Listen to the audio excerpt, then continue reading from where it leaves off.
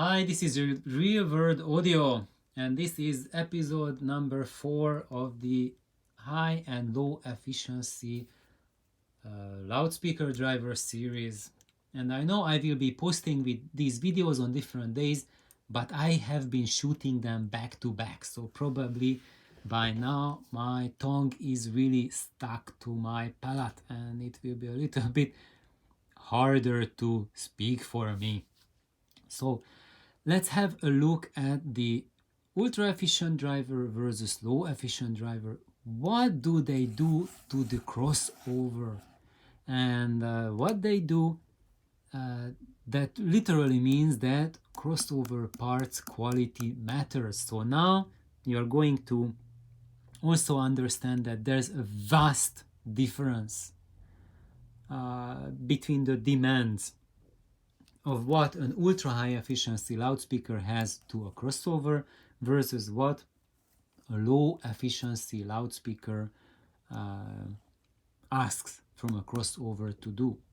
And what do you think, which one has a harder job? The crossover for a high efficiency or a crossover for a low efficiency driver? Just take a mental note of it, and I wonder whether you guessed it right. And now let's see why. So basically what's happening is that when the amplifier tells your loudspeaker's cone to move forward, first the signal will be riding through your crossover. So now in our case this will be a woofer cone and this is a second order crossover. So basically one end is connected directly to from the amp to the one end of the voice coil, and the other end is connected through an inductor, or also called a choke, and that choke there is connected to a capacitor, and the capacitor is also connected to the other leg of the voice coil. So the capacitor is kind of like going to ground, right? And then this is connected to the other end of the voice coil. So basically, part of the signal as it's coming from your amplifier, if the signal is of high frequency, then the coil will block part of that high frequency. Now it will not block it. It's not saying stop, but what it does, it stores those high frequency signals as energy, as voltage inside the coil. And when the signal is coming from your amplifier to do something else, or your cone stops its movement, then that energy is going to go somewhere. Now the same thing is happening for a capacitor. So the capacitor is also what it's doing, that it acts as a short for very high frequencies. Depending on the size of the capacitor, if it's a bigger capacitor, it can short lower frequencies. So if there's a tiny capacitor here, it does very little. If it's a huge capacitor, then it cuts your frequencies a lot. So basically, if you have a crossover that is set to a lower frequency, then you will have a higher value capacitor here and a higher value inductor there. And it's a first order if there's just an inductor, and it makes it a second order when we add one more capacitor there. Now, if we were to add another inductor after the cap, that would be a third order, and if we would add one more capacitor there, fourth order. If we would add an additional inductor there, fifth order, one more cap, sixth order, and so on. As you see what is going on, when we increase the order of the crossover, we are adding increasing number of elements that store energy within, because the capacitor, it's not only letting through those frequencies which are high enough, but if a very low frequency signal is coming through, then the capacitor is just storing it as an energy. So the plates are just storing part of the energy, and when the opportunity comes, that current that's stored inside the capacitor is going to get released. So now that's why there is that phenomenon that a crossover is not only just doing a cutting of the frequencies, but it's storing energy and it's going to smear the sound. Now, how much is it going to smear the sound? That will depend on how fast they can charge and discharge. If they can charge and discharge super fast, then it means that the time window during which they affect their smearing effect is very short, very tiny. So a very little time window will be smeared when we have a lot of energy stored in these parts. However, and that time window will be defined by the internal resistance of these components. So basically, if the series resistance of your inductor of your coil is high, that series resistance will prevent the stored energy from dissipating fast from your inductor. So it means that the energy that's inside here will be lingering, so it will take a very long time to discharge because the resistance of the coil itself does not allow the voltage to leave this coil and short through the voice coil, because the voice coil is basically a short. So the amplifier's input is going output is going through those crossover components, and they reach the voice coil, which is basically a dead short with a resistance and an inductance. And the resistance, that's like for an 8 ohm driver, it's 8 ohms, 4 ohm driver, 4 ohms, 16 ohm driver, 16 ohm, and so on. However, in real life, it's not so easy, so it's not a fixed 8 ohm, 4 ohm, 16 ohm, whatever, but the actual resistance offered for the signal coming through depends on the frequency. So you can read this when you can create measurements of a loudspeaker. What is the impedance of the loudspeaker? On the impedance figure, this is what you see. What's the impedance of the driver? Now, of course, when we see the impedance figures, that's for the total loudspeaker, which means all of the drivers added together. But you can measure them individually. So if you would measure the impedance here, then you could measure it for a single driver. So what's basically happening is that when you have energy stored in your crossover parts, they are going to get shorted through the voice coil. And when we short it through the voice coil, the energy will be turned to two things. One of them, it will be turned to heat, which is lost through the resistance of the coil, and the other thing will be transformed to the movement of the cone assembly. So these two things will be the result of shorting the signal there. So now, if your inductor here has extremely low impedance, extremely low resistance, then the energy stored can be shorted through the voice coil, and it can be transformed right away to cone movement and to be lost as heat, whichever.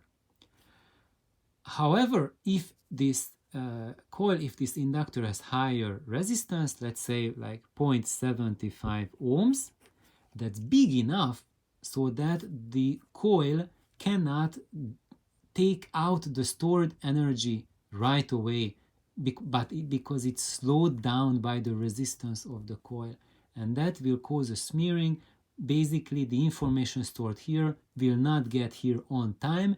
There will be a few milliseconds of delay causing a smearing.